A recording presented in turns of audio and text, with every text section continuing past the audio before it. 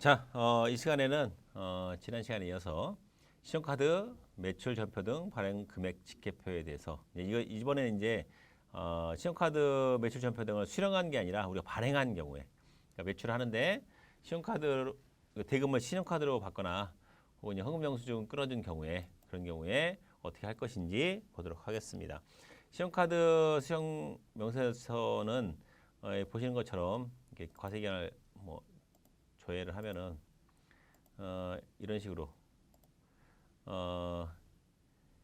이 신용카드 직불 기명식 선불카드랄지 현금 영수증 발행 내역이랄지 그 외에 이제 전자 지급 수단이랄지 이런 것들을 이 내역이 입력되게 됩니다. 과세분과 면세분 그리고 봉사료가 있는 경우에는 봉사료가 별도로 기재돼 가지고 있습니다. 우리가 과세 매출했느냐 면세 매출에 따라서 카드 나눠지는 거고 가로는 신용카드, 직불카드, 기명 선불카드는 첫 번째 합계가 제일 맨 왼쪽에 위치합니다. 그다음에 현금 영수증은 중간에 그리고 세 번째는 직불 전자지급 수단은 이 경우는 어디에 있을까요? 요즘에 이제 하고 있는 서울시에 사는 제로페이 같은 경우에는 이쪽에 입력이 되겠죠. 이렇게 해서 내용이 이루어져 있습니다. 아래에 있는 내용은 뭐냐? 신용카드 매출 전표 등 발행 금액 중 세금 계산서 교부 내역이 있는데 이 내역은 세금 계산서를 교부를 했는데 세금 계산서 발행해서 물건을 공급하면서 세금 계산서를 발행했어요. 근데 대금 결제를 카드로 한 경우에요. 여러분들이 세금 계산서 끊었는데 대금 결제 카드로 할게라고 한다고 해서 아까 다시 중복되는지 매입자 입장에서는 보라고 했지만 매출한 사람 입장이라면 신용카드 안 받겠어요? 신용카드라도 대금을 받아야죠. 신용카드 받으면 수수료도 있고 하지만 돈을 안 받는 것보다는 훨씬 나아요. 그러니까 신용카드라도 대금 물건값을 대금 결제를 받는다고요. 그러면 어떤 문제가 생기냐면 여기 신용카드 발행 금액에 과세면 과세 매출분의 금액이 입력되었는데 또 세금계산서 발행한 내역이 있단 말이에요. 그러면 두 개가 중복으로 매출이 잡힐 거 아니에요.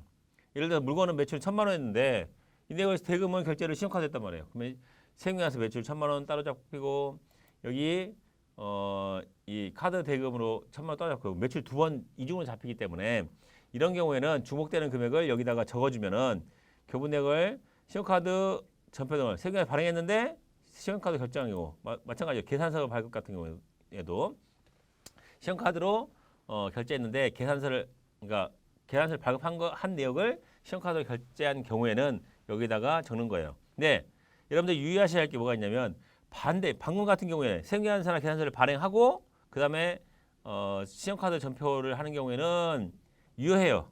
그렇게 할 수가 있어요. 근데 반대로 신용카드로 결제를 했는데 결제한 다음에 나중에 야 이거 신용카드 결제한 거 그대로 놔두고 세금계산서 끊어줘 라고 하는 경우에는 신용카드 발급이 불가능해요. 신용카드를 먼저 발급하고 대금의 결제를 신용카드로 하는 경우는 되지만 세금계산서 발행하고 반대로 신용카드로 결제하고 난 다음에 세금계산서를 발행하는 경우는 금지되어 있기 때문에 그 경우는 유의하셔야 됩니다. 그러면 여기 금액이 우리가 일일이 금액을 다 쓸 수는 없잖아요. 다 찾아가지고. 그러니까 여러분들이 신용카드 세금계산서 발행했는데 신용카드로 결제한 내역은 회사에서 받아서 입력을 해주셔야 돼요. 입력을 해주셔야 되는데 입력을 어떻게 하느냐? 예를 들어서 하나만 해볼까요? 일단 신용카드 매출부터 보고 그다음에 보도록 하겠습니다. 이 교재를 보시면 교재를 한번 봅시다. 그래서 신용카드 발급 명세 여기 나와 있는데 여기 예제에 있는 것처럼 사례 문제에 보니까 이렇게 신용카드 매장에서 발행한 거 얼마, 그다음에 온라인에서 발행한 거 얼마 해서 합계가 7,900만 원 돼 있고 현금 영수증도 매장에서 직접 발행한 거 360만 원 정도 있고 그 다음에 온라인 판매를 통해서 한 개에 또 150만 원 있어요. 그래서 합했더니 510만 원 정도 있다. 이렇게 된 경우에 여러분들이 이 내역을 월별로 이제 입력을 하는데 이 내역을 입력을 할 때 이 내역이 맞는지를 어떻게 보냐면 홈택스 자료에서 홈택스에 가시면 홈택스 세무대리인에서 앞에 있었죠. 세무대리인 내용 중에 여기 신용카드 매출제 합계를 월별로 조회할 수 있어요. 월별로. 그래서 이제 여기 보면 연도는 2020년도 뭐 2분기면 2분기 할 수 있어요. 근데 법인 같은 경우에는 2분기 내역이 분기별로만 돼요. 1분기, 2분기. 근데 개인 사업자는 반기별로. 여기는 분기 딱 한 분기가 아니라 1기에서부터 2기까지, 뭐 3기에서부터 4기까지 이렇게 반기별로 신고하는 별로 조회할 수 있도록 되어 있어요. 그러니까 이상하게 분기별로밖에 안 돼요라고 한다고 이상해하지 말고 신고 단위로 돼 있으니까 그렇게 한다는 거 조회하시면 되겠습니다. 그래서 이 금액과 여러분들이 신용카드 단말기 회사에서 우리 벤사라고 그러죠. 벤사에서 우리 뭐 음식점이 있는데 신용카드 단말기를 회사에다가 매출자를 받았더니 그 내역과 이 내역을 반드시 확인해 보셔야 돼요. 왜? 혹시 벤사에서 누락되는 경우가 발생하거나 아니면 이 신용카드 자료를 2개 쓰는 경우, 그리고 예전에 저희가 실수했던 경우 중에 하나 뭐가 있냐면 저희가 실수했다기보다는 그쪽에 안 알려준 거죠. 6월 달에 그러니까 이런 단말기사를 바꿨어요. 근데 뭐 이상하게 매출이 6월 달 쫓기는 하더라고요. 근데 뭐 그때 요즘 잘 안 돼서 그랬나 보다 했는데 그게 아니라 6월 중에 바꾸다 보니까 벤사가 바뀐 거예요. 그 사실을 나중에 한 거야. 다음번 신고할 때 보니까 아니 자번 신고도 한 것도 아니야. 이 세무서에 연락이 왔어요. 니네 매출이 많이 모자라다.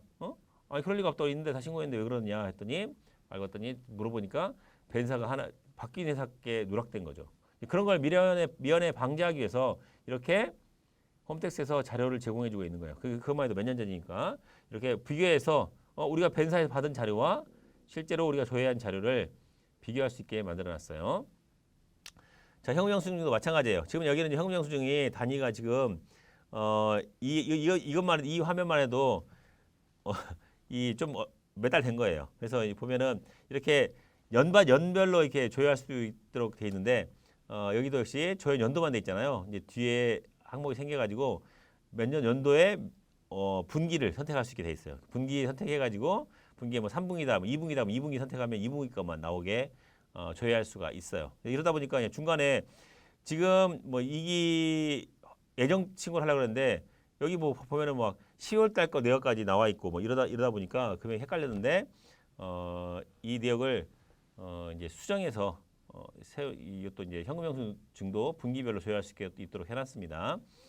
제가 혹시 교재 나오기 전까지 가능하다면 시간이 잠깐 차이가 있어 그런데 제가 수정해 놓고 안 그러면은 여러분들이 제가 다음 판에 수정할 테 해놓을 테니까 여러분들이 그렇다는 것을 알아두시기 바랍니다. 이제 강의 들으면은 그 내용을 알 수 있겠죠. 자, 그리고 홈택스 간편제 메뉴도 신용카드 영수증 매출 합계에 있는데 마찬가지 여기도 이런 식으로 있죠. 세무대리인 이 메뉴에서 데이터 연동 기타에 회계관리에서 데이터 연동 기타에서 회계관리에 데이터 연동 기타에서 세무대리 여기 세무대리가 없네요. 이 뭐 세무대리가 지금 여기 있는 화면이 지금 그쵸. 홈택스 간편조에 가서 보시면 자 여기 있네. 아 제가 잘못 봤어요. 여기 보시면 홈택스 간편조에 예정고지 조회랑 부한 예정고지 세액 조회할 수 있어요. 이렇게 해서 예정고지 세액 내역 비성년도 뭐 2000년도 1기 뭐 이게 개인 사업자에 해당되겠죠. 예정고지니까. 근데 이제 주식회사니까 못하지만 이게 개인 사업자의 경우는 1기나 2기에 이 회사 내역을 조회할 수 있게 만들어놨고, 그다음 신용카드 매출 자료 조회 역시도 할 수 있게 해놨어요. 그래서 뭐 1분기, 분기별로 뭐 1분기 이런 식으로 해서 회사 코드를 해서 적용할 수 있게 한번 해볼까요? 해가지고 불러오기에서 접속해가지고 불러올 수 있게 해놨습니다. 해서 옆에 좀 잘렸군요. 죄송해요.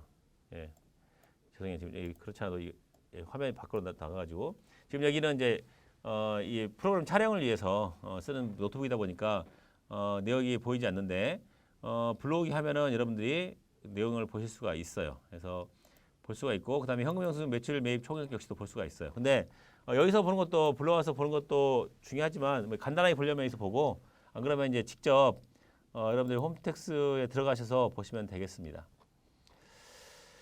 자, 그다음에 매출 자료 입력이 있는데 매출 카가의 경우는 이제 카가에서 뭐 별거 없습니다. 여러분들 잠깐만요. 이거 없애고 매출 매입전표 입력해서 이 일반전표고 자 매출 매입전표 입력을 전표 입력해서 카과로 입력하시면 돼요. 뭐 6월달에 보시면 6월달에 입력할 때 뭐 30일이다 그러면 매출 중에서 카드과세니까 카과 17번 카과에서 뭐 항목별로 입력하시면 돼요. 뭐 우리가 뭐 카드 매출 뭐 6월 카드 매출 이런 식으로 해서 6월달 카드 매출이 얼마였고 그 금액이 총 따졌더니 뭐 2,400만 원 있다라고 한다면 2,400 이런 식으로 아까 이 예제에 있던 금액을 사용해 볼까요? 그러면 그냥 여기 예제에 있던 금액 예제 금액 얼마였죠? 기왕이면 이제 예제에 있는 금액을 한번 사용하도록 하겠습니다. 예, 여기 나온 것 금액 7,923만 6천 원 이걸 한번 입력해 볼게요. 그러면 그래서 입력할 때 카과에서 뭐 2분기 카드 내역 카드 매출 매출에서 금액을 이게 이제 부가세가 포함된 금액이니까 여기다 부가세 포함된 걸 그대로 입력하시면 돼요. 금액 얼마예요? 79,236 649. 아이고 여기 잘못됐네요. 이 넘버락이 안 눌렸군요. 넘버락에 79,236 649 이렇게 해서 엔터 치면은 공가 부가세가 쪼개져요. 딱 쪼개지고 여기서 뭐 카드 매출이면 뭐 카드 뭐 거래처를 이제 카드 매출을 잡아놨으면은 되는데 카드 매출 잡았는지 뭐 카드 매출 잡아놨네요. 여기 보니까 10,000번에다가 10만 번인가요? 10,000번에 카드 매출 잡아놨고 그 금액에서 신용카드사는 뭐 카드사별로 해야 되는데 없으면은 놔두시고 이게 뭐 모든 카드사 이런 거 해두시면 되고 매출 한 다음에 카드로 해서 해주시면은 카드 매출 2분기 제품 매출에서 카드 이런 식으로 하시면 되겠죠. 그리고 두 번째는 이제 현금 영수증 매출은 513만 9천 원 있으니까 이것도 여기면 카0 있죠. 카드 매출인데 현금 영수증 매출이죠.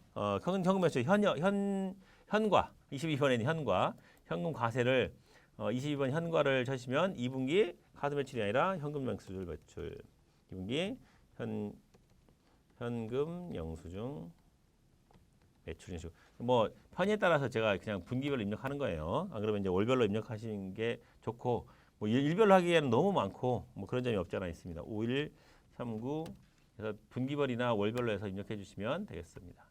현금 영수증 혹시 있으면 현금 영수증 현금 매출에서 이런 식으로 카드가 아니라 현금이겠죠. 현금 매출이니까 카드 현금 1번 현금 매출에서 입력해 주시면 되겠습니다.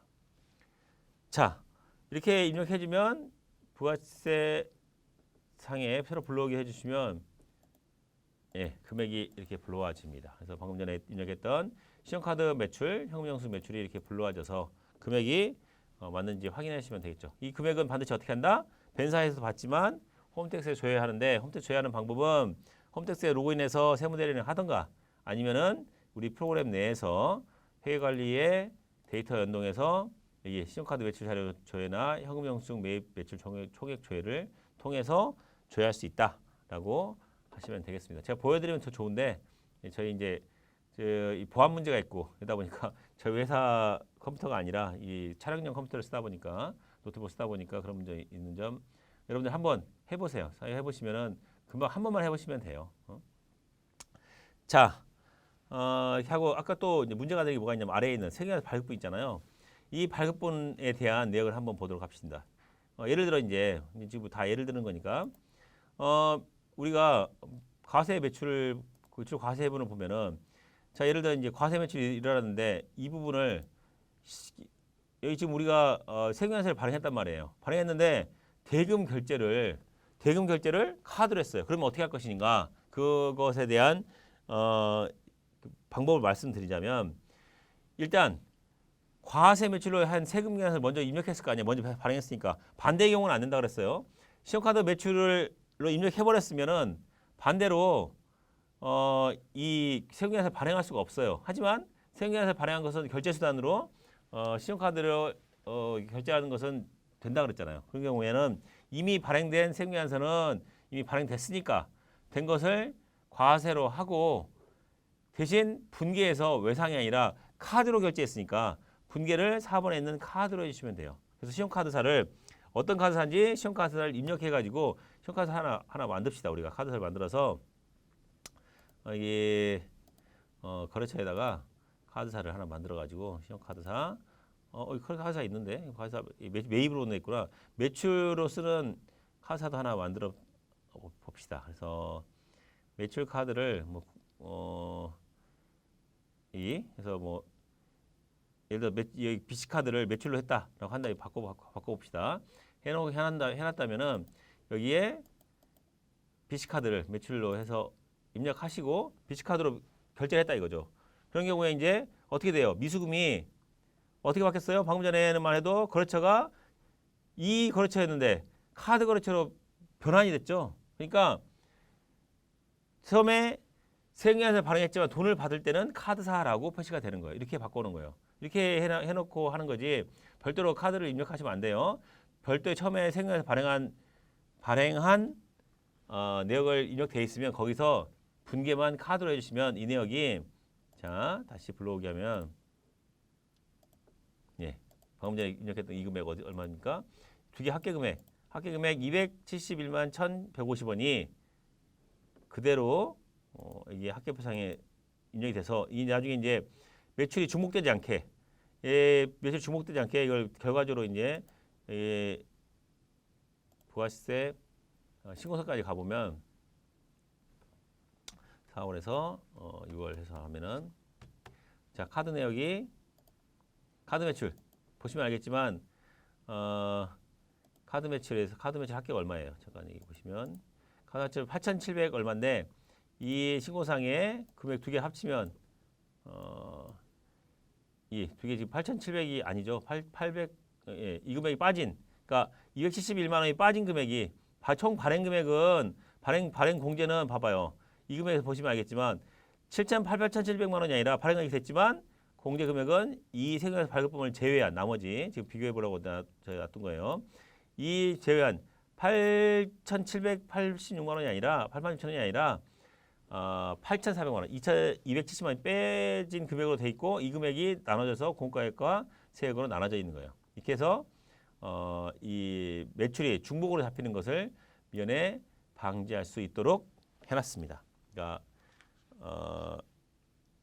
보시면서 구분해서 우리가 신용카드 매출연표 등 발행직계표를 입력할 때 올바로 입력하셨으면 좋겠습니다. 또 이어서 하겠습니다.